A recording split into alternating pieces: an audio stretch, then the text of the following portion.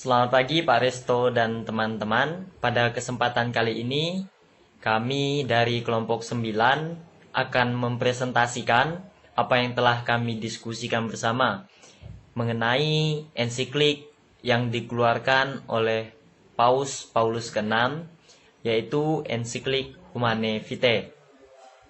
Sebelum masuk ke pembahasan yang berikutnya, kita pertama-tama melihat terlebih dahulu apa yang menjadi latar belakang dari Paus Paulus ke-6 mengeluarkan ensiklik ini. Pada saat itu, keadaan gereja semakin menjadi pluralistis, sehingga masalah-masalah dalam perkawinan bermunculan. Masalah pokok dalam perkawinan semenjak Konsili Vatikan kedua, yaitu moralitas alat-alat dan cara-cara pencegahan kehamilan. Pada saat itu, komisi yang telah dibentuk juga terpecah menjadi dua kubu, sehingga tidak mencapai kesepakatan bersama. Maka, untuk menjawabi kebutuhan umat beriman, Paus Paulus ke-6 mengeluarkan ensiklik Humanae Vitae. Paus Paulus ke-6 mengeluarkan ensiklik ini, ensiklik Humanae Vitae, di mana pembaruan yang pokok adalah pengakuan bahwa cinta kasih adalah unsur konstitutif di dalam perkawinan. Jadi hal inilah yang melatar belakangi mengapa Paus Paulus ke-6 mengeluarkan ensiklik Humanae Vitae ini. Kemudian ensiklik ini juga terdiri dari 3 bagian. Yang pertama adalah pendahuluan, yang kedua prinsip-prinsip doktrin, yang ketiga anjuran pastoral. Selanjutnya mari kita lihat tentang struktur ensiklik Humanae Vitae.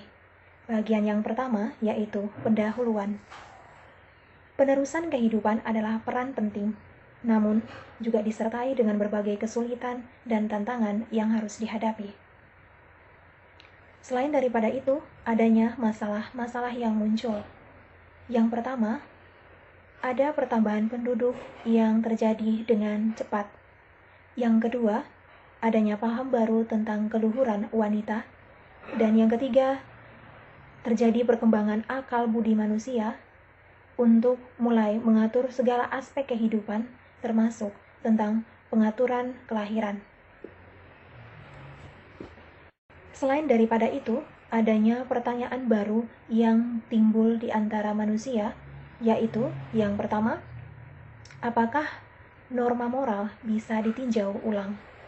Yang kedua, manusia yang pada zaman itu mulai menyadari tanggung jawabnya sebagai orang tua, mulai bertanya, apakah boleh manusia mengatur tentang penerusan kehidupan? Berikutnya kita akan melihat tentang tujuan dari lahirnya ensiklik Humanae Vitae. Yang pertama, ensiklik ini bertujuan mengatur kelahiran yang benar. Yang kedua, ensiklik ini bertujuan untuk menyediakan kuasa mengajar bagi gereja dalam hal memberi jawaban yang tepat berkaitan dengan masalah tentang pengaturan kelahiran yang benar. Prinsip-prinsip doktrin.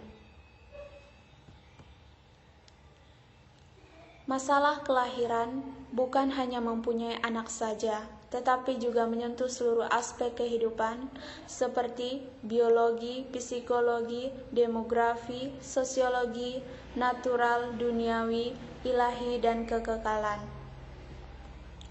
Responsible parentshood. Kasih suami istri menuntut kesadaran akan kewajiban mereka untuk menjadi orang tua yang bertanggung jawab akan banyak hal, seperti kesadaran dalam menghargai fungsi. Hukum kodrat. Dalam hukum kodrat, gereja mengajarkan bahwa setiap hubungan seksualitas, suami istri haruslah ada hubungannya dengan kelahiran manusia baru. Dalam hubungan seksualitas, suami istri haruslah setia terhadap rencana Allah. Kesetiaan terhadap rencana Allah sendiri antara lain.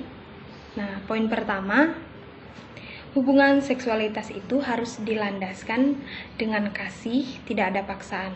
Nah, yang kedua, hubungan seksualitas tidak merendahkan martabat manusia dan tidak berlawanan dengan cara Allah sebagai pencipta.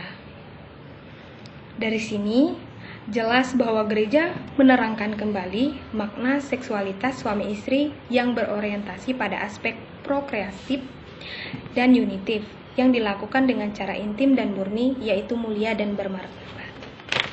Nah, pengatur kehamilan. Poin pertama, penghentian langsung kelahiran seperti penggunaan alat-alat kontrasepsi sangat ditentang oleh Gereja Katolik. Nah, poin kedua, Gereja Katolik memandang bahwa semua aborsi bukan cara mengatur jumlah anak. Dari sini jelas bahwa penghentian langsung kelahiran dan aborsi bukan pengaturan kehamilan yang baik menurut pandangan Gereja Katolik. Basic layer. Yang pertama, sarana terapeutik yang diizinkan.